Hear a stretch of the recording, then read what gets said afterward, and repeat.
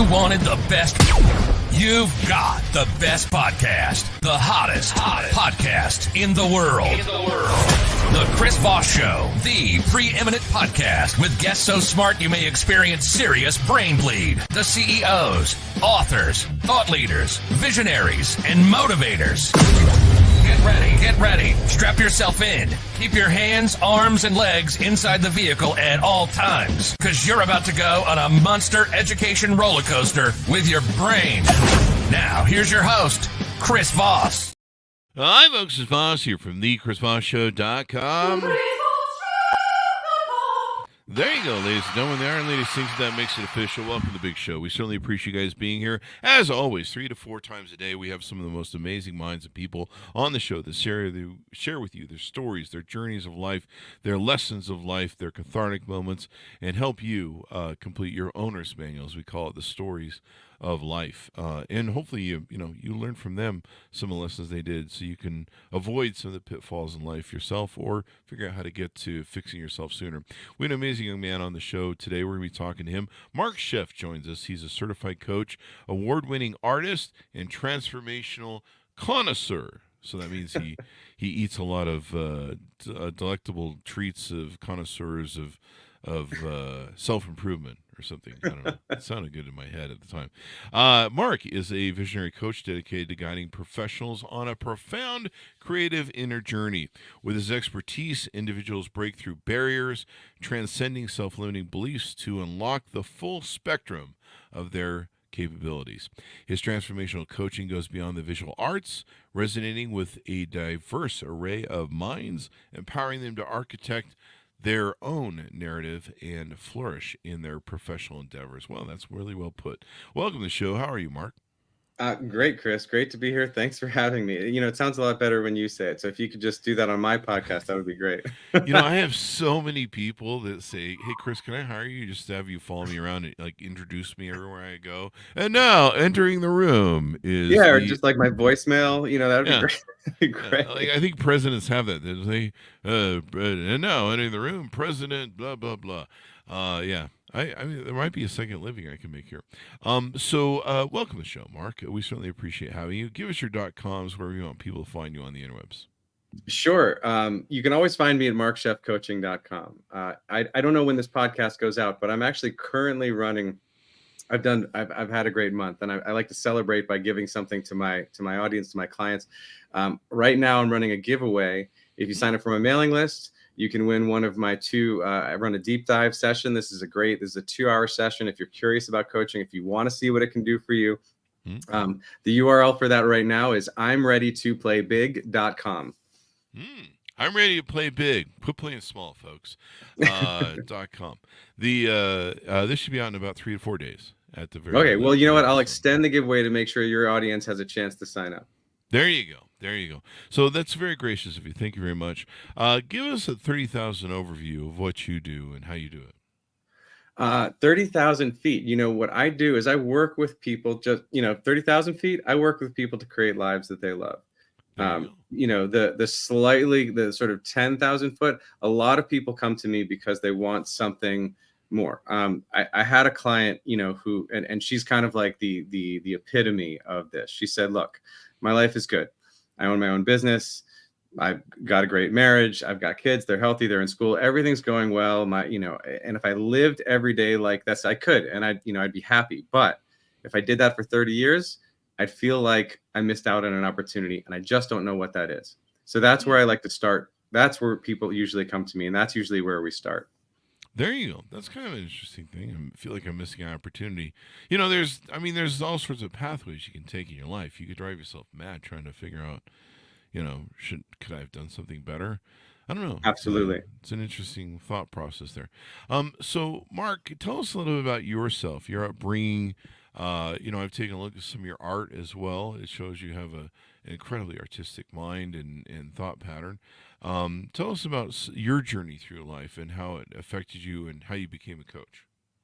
Yeah, I think I've been fortunate in my life. The long story. There's ups and there's downs. There's things that I've had to get over. There's things that I'm still getting over. But I think the thread, like all of us, I Yeah. think the thread is always that creativity. I've been lucky to have some wonderful creative mentors, including I just wrote a newsletter about my 5th grade art teacher, Miss Purdy, who taught me a really beautiful lesson in 5th grade about the importance of taking that creative space. We were doing an art project in class, and I was kind of, predictably doing kind of not quite the assignment. But I also wasn't really telling people what I was doing, and it looked a little funny. We were making this sculpture, and I wasn't saying what I was doing, but the way that I started, it kind of looked like a nude, figure. And we're in 5th grade, so all the kids are like, "Oh, look at what Chef's doing." But she basically told the kids, "Back off, back off." And she didn't know what I was doing yet. For all she knew, I could have been doing some lewd thing.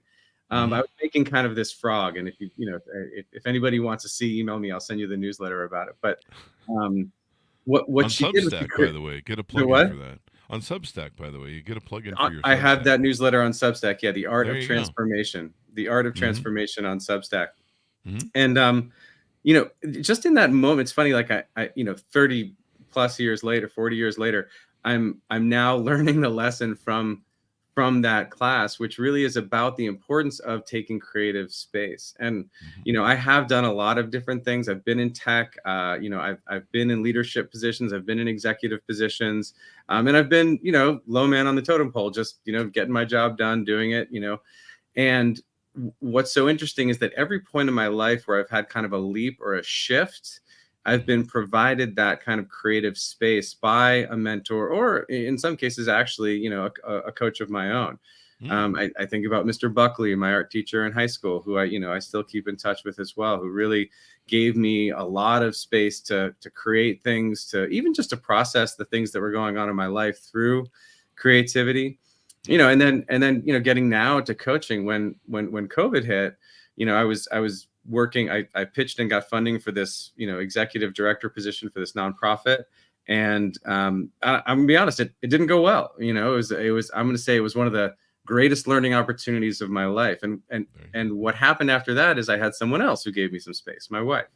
She said, "Look, you can go back to what you were doing, and you can just get the next thing, or right now we have the luxury of you could take some time, a couple weeks, couple months, you tell me, and I want you to really plan out what it is that you want to do with this next chapter of your life." So in a way, she kind of she gave me an opportunity to coach myself. And what I found was, in all the things that I've been doing, teaching art, I run an art gallery. Obviously, I still show in galleries, and I've done a lot of creative stuff, but I've also done all of these other things, these leadership positions. And the thing that really stood out to me is the way that I like to work through that transition myself, and then to show other people how to do it. I didn't know what that looked like at the time, but when I did finally sign up for actual coaching, my certifications, I fell in love. I said, this is it. This is the creative work that I want to be doing with people in my life. There you go. And so you found your true calling, as it were, in your, well, I mean, I imagine your art is probably part of your true calling as well. I think it's all integrated. People talk about this like work-life balance, and I say that's kind of BS. Our lives are all of these different things. We're trying to balance our lives. Work is one part of it. Creativity is one part of it. Maybe family is a part of it, your relationships. But integrating all of those things is one of the biggest challenges that I see facing a lot of people, including people in leadership positions, including people in tech, all that stuff. There you go. And so you, I noticed you do some things on Instagram too. You publish some of your thoughts and give people some advice over there as well. And I think on YouTube also. I'm in the practice of writing. I'm doing a lot more writing now. So whether that's writing really, really short form on Instagram or LinkedIn, you can find me there. Just search for my name. I have my Substack. I'm writing for a magazine called Brains Magazine. I just started writing these like very, very short form.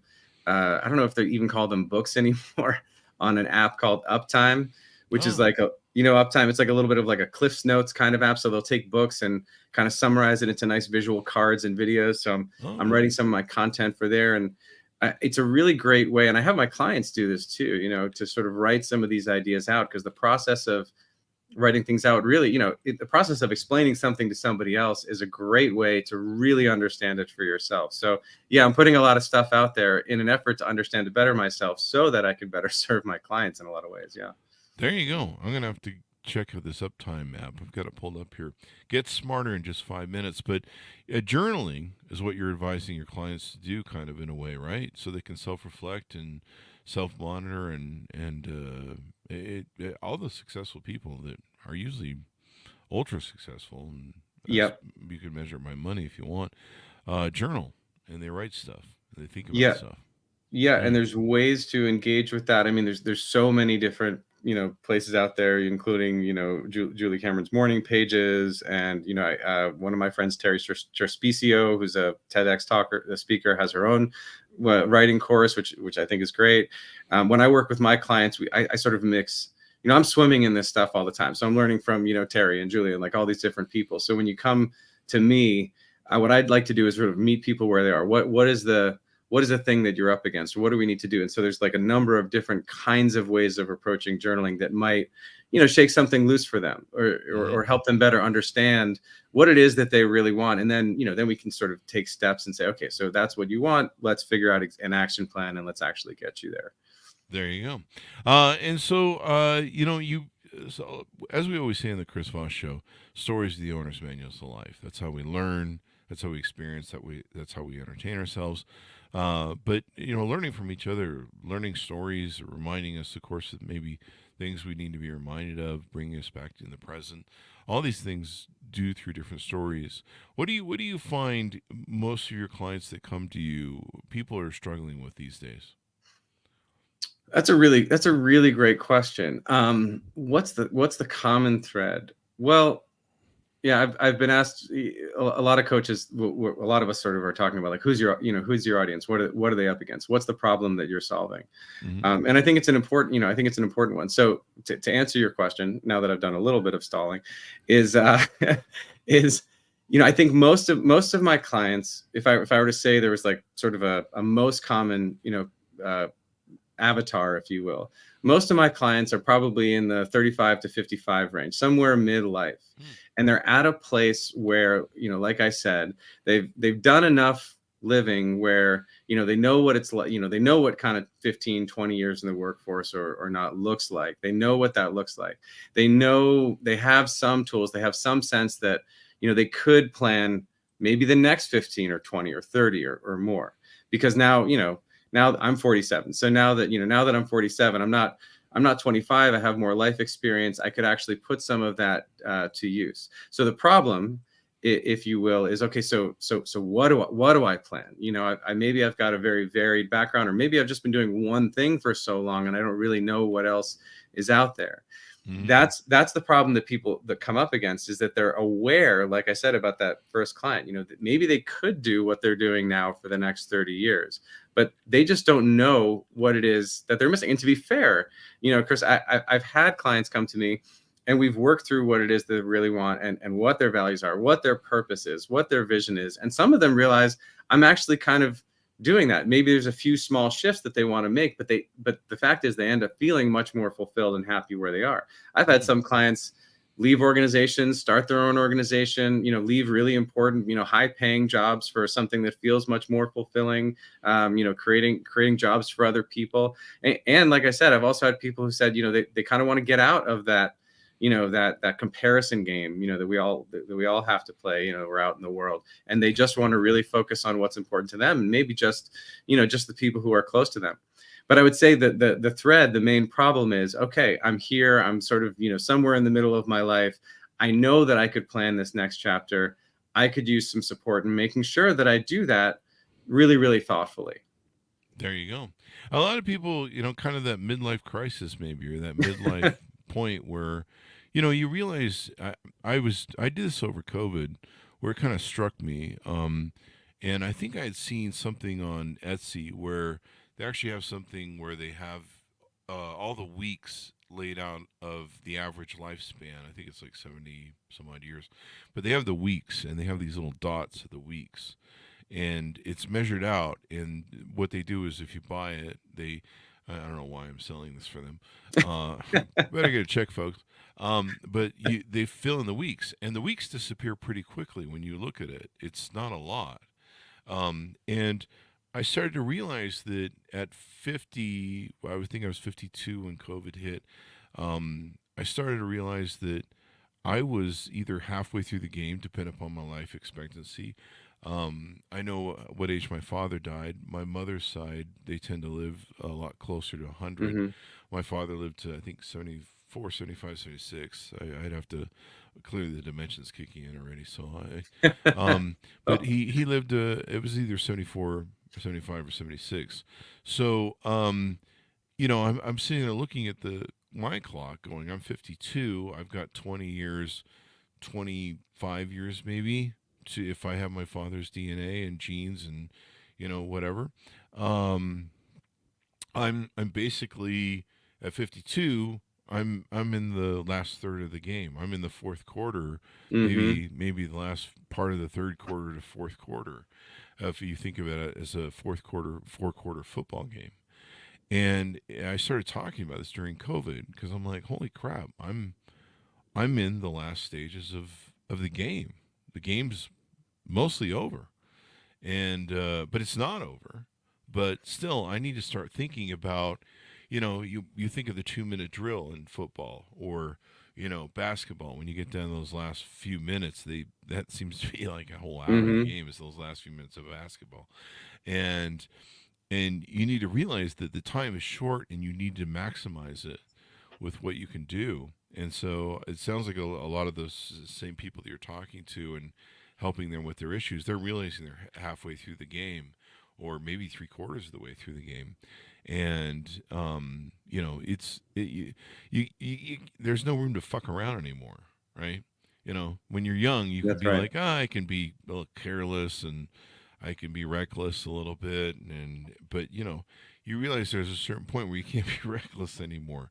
You got to really take this game seriously, mainly because you don't have as much time, and so I think it's important for people to look at that, and then of course decide how do you want to spend the rest of his life. Try and be more intentional and thoughtful of them.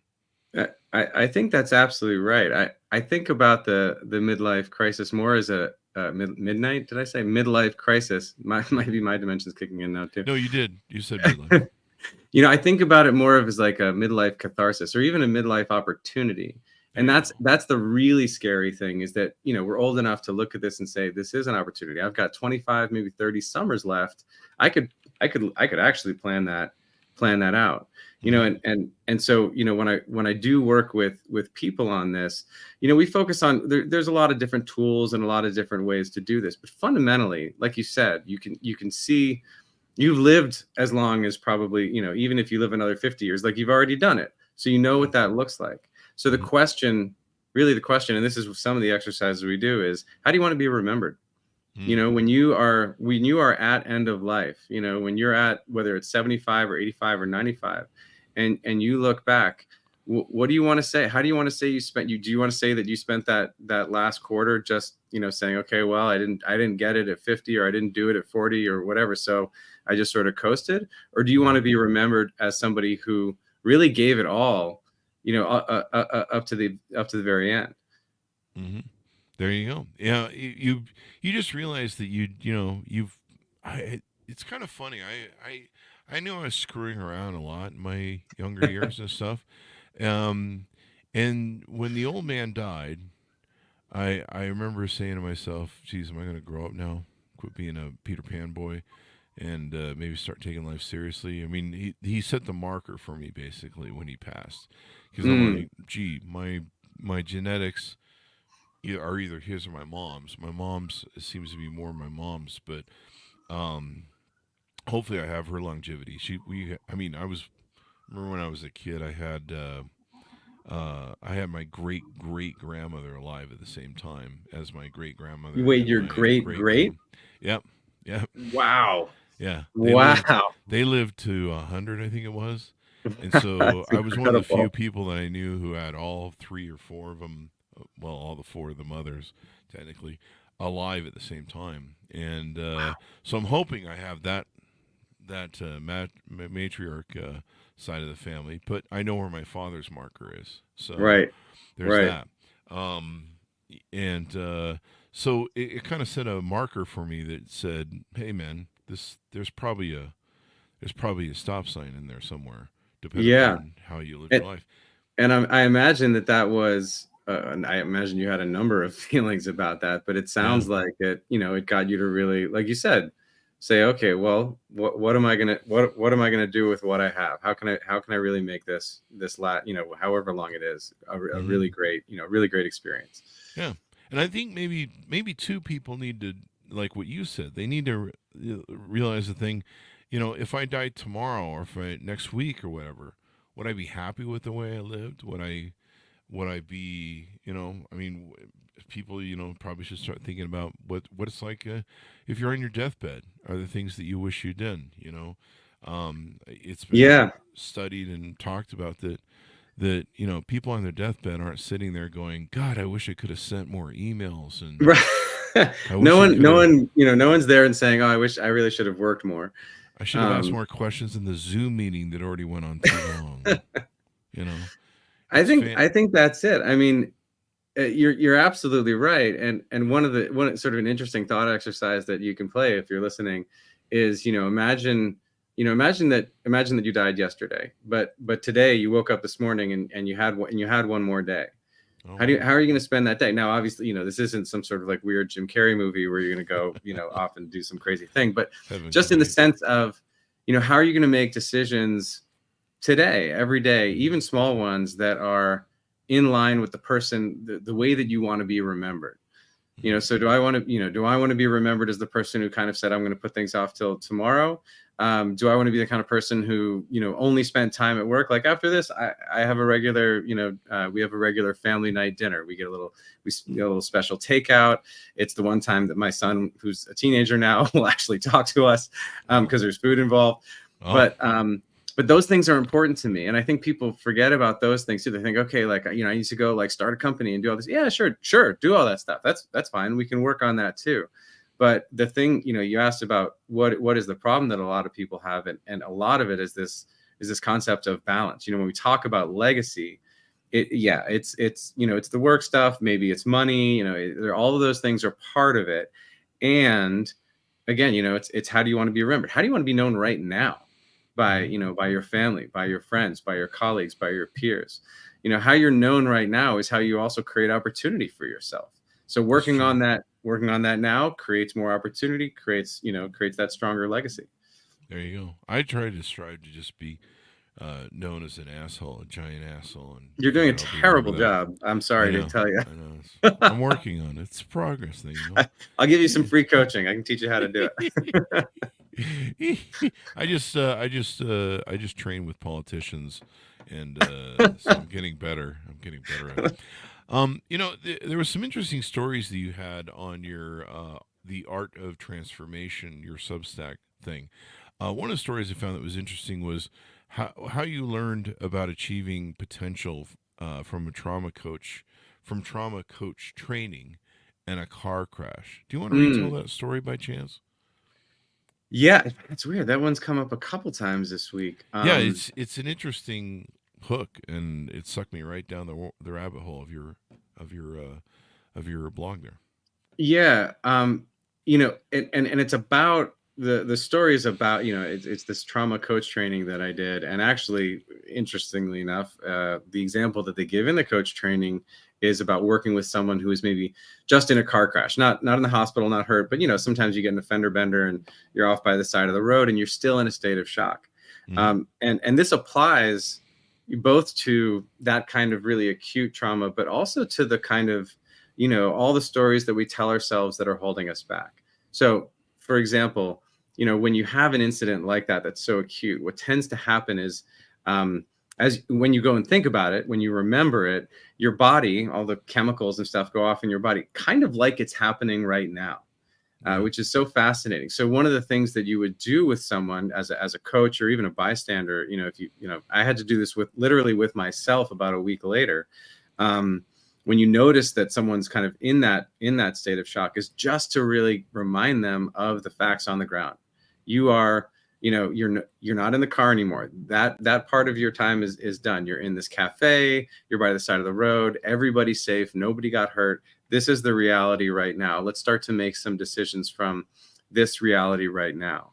Because oftentimes what we do, and I see this all the time with clients, what we do is we make decisions out of fear of something that happened, this kind of car accident thing where we're letting that, like you could imagine someone, not ever driving again because, they're just so afraid of that thing that happened happening again. Or, this kind of, whatever made up fears we have about the future. We let these stories that we tell ourselves, it's not going to go well, or, there's this thing, fear of success, which sounds insane, but like it really is. Like, what if I don't get the thing is certainly a fear that you might feel some sort of embarrassment, but also what if I do get the thing, then what do I do now? Am I good enough? Am I going to do all these things?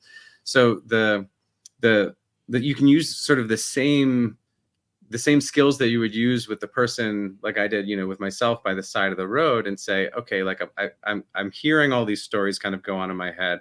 I've had a goal to reach out to certain, people for business or to create this company or to find out information about setting up my, S Corp or whatever it is. And I'm not doing it. What's the story that's getting in my way? And how can I journal or something like that to really get present with what's really here right now. Mm-hmm. And do you find that's really what it is? The stories that we tell ourselves end up being the ones that get in our way? Absolutely. Because, the fact is, a belief, if you have beliefs, a belief is in many ways just a story that's been repeated over and over. And you can, obviously there's religious beliefs, and there's usually, if you're an organized religion, there's a book and it's full of stories, and you've heard these stories over and over again. And that's in many ways, and I'm oversimplifying, so don't, sure.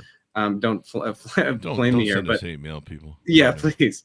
But, the idea is, you've got these stories, you're hearing them over and over again. That's in many ways the foundation of a belief. Now we do this for ourselves. And there's lots of ways into this kind of topic, but fundamentally, like when we're kids, we have a set of beliefs that our parents gave us, our beliefs about money, our beliefs about the world, about safety, right and wrong, all of these things. And sometimes we grow up and go, those were good. And sometimes we grow up and go, I really don't actually believe those things. I don't think they had it right. Maybe more often than not. And so the trick is to start to tell new stories. So, that's one of the roles of a coach or even a mentor, to really say, well, let's look at what's actually here. Do you need to be making the same decisions that your parents made? Or even, forget childhood, maybe the first job you had, out of college or out of high school, maybe the first job you had, you learned what it was to be in the working world, but now maybe you're a little further along, you've got more opportunities, but maybe you're not seeing them because, you weren't taught to see them. And that's, and that's that's another thing we can start to do, is start to tell stories about what the opportunities are that are available to you. So this idea of telling stories is, and I can't tell you how powerful this is when you have somebody who's struggling with a decision about, which, like you said, there's many opportunities in the world. And one of the hard things that I encounter with people is this like decision paralysis, right? Like maybe they have too many opportunities and they really don't want to make the wrong one, because again, I've got 25, 30 summers left or whatever it is. Like I want to make sure I spend it wisely. And you can come to me and I'm not going to tell you what that decision is. I might have some ideas. I'm happy to share them. But what I'm really curious about is, okay, like what is, again, it's this legacy idea. What is important to you?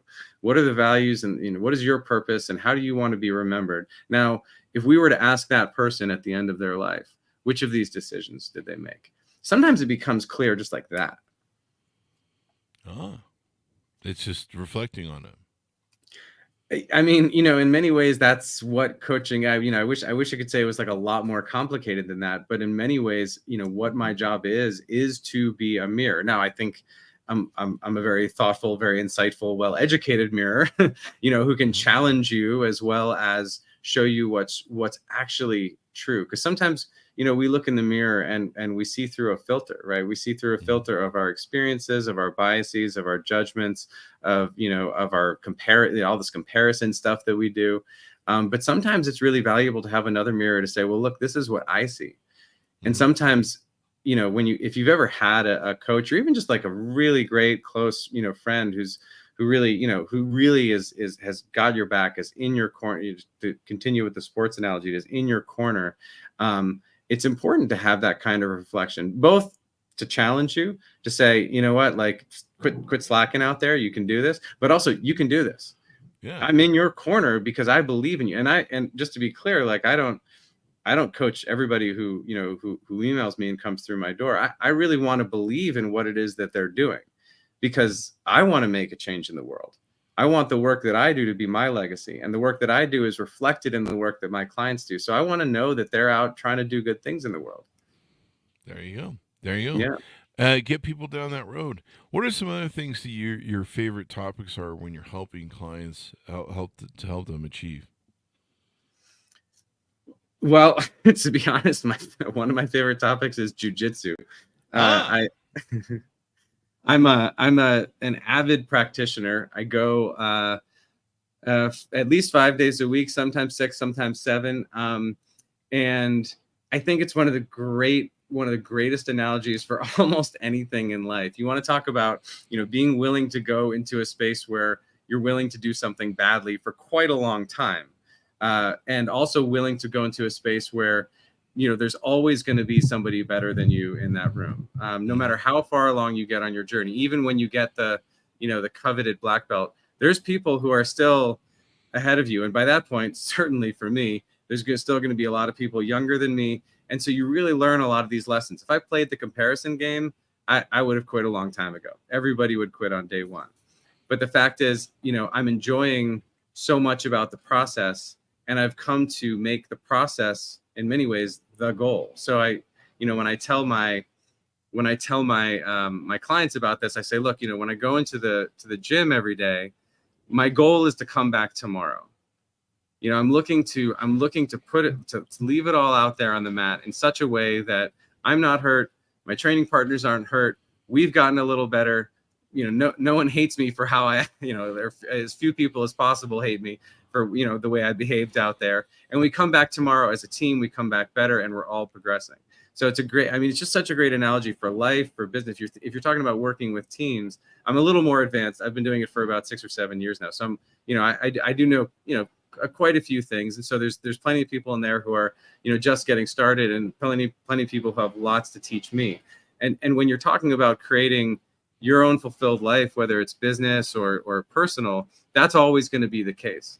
So with almost every client, I end up talking quite a lot about jujitsu as this analogy for, almost on anything we do. There you go. It's an art form that's not only great for the mental source, but also for the physical as well. It is. It's physical. It's mental. It's what I like about it too is, if you don't know jujitsu, it's very much like grappling. There's no striking. It's like, it's like wrestling, but you can do chokeholds and stuff like that. But the way, at least I know there's lots of different kinds of gyms out there, and that's another thing. You got to find your room, so to speak. But what I really, really like about my gym is it's really dedicated to the growth of the members of the gym. So, yes, we want to put it all out there on the mat. No, not in such a way that it's going to be, harmful. And again, we want to come back tomorrow. We want to come back next week, next year, uninjured, stronger, smarter, and, just more compassionate to the world around us. Definitely. So how can people onboard you? What are some of the offerings that you have on your website that people can get involved? How can they handshake with you to, see if you're a good fit, et cetera, et cetera? It's a great question. Right now, so I've got two ways that you can connect with me. I just kicked off my group program that's really exclusively for artists. I will be building a program that's more general for folks who are entrepreneurs. I don't have that out yet, but if you want to connect with me and you're interested in finding out about one-on-one coaching, you can just email me. My website is on my email's on my website, markscheffcoaching.com. Again, you can, if you want to get on my mailing list, I send out all kinds of information, so you can kind of try before you buy. And if you're interested in doing that, you can go to the website imreadytoplaybig.com. That'll send you to a sign up. You can join there. If you want to take that next step, and like I said, I want to be really clear, like I don't I don't like doing a hard sell, because if you it's like trying to hard sell somebody on therapy. They're going to come in the room and not do any of the work. It doesn't work. So if you're curious about it, I like to give people a free session. I will meet with them and I will actually help them. I've had people take this session and say, I really don't know what I want. And by the end of that first session, we discovered a vision that's so powerful for them that they're like, okay, when do we start? That's sometimes where people come to me and say, well, I just really don't even know what I'd work on. So if you want to reach out to me, there's a way to do that on my website. You can book one of these calls with me. We'll do some exploration. And at the end, if you really got something out of it, we'll know. I don't like push. If people, come and, we have a nice conversation and that's kind of it, we both know that it's there. So it's not a hard sell, but that's where people can reach out to me. That's how people can connect. I'm also on, all the social platforms. So if people just want to message me there, that's fine. There you go. Well, it's been wonderful to have you on, Mark. Very insightful, and hopefully we help some people with their journeys through life. I really hope so. Chris, thank you so much for having me. I can't wait to share the episode. There you go. Thank you. And thanks to audience for tuning in. Go to goodreads.com/Chris Voss, LinkedIn.com/Chris Voss. Chris Voss won the TikTok, getting all those crazy places on the internet. Thanks for tuning in. Be good to each other. Stay safe. And we'll see you guys next time.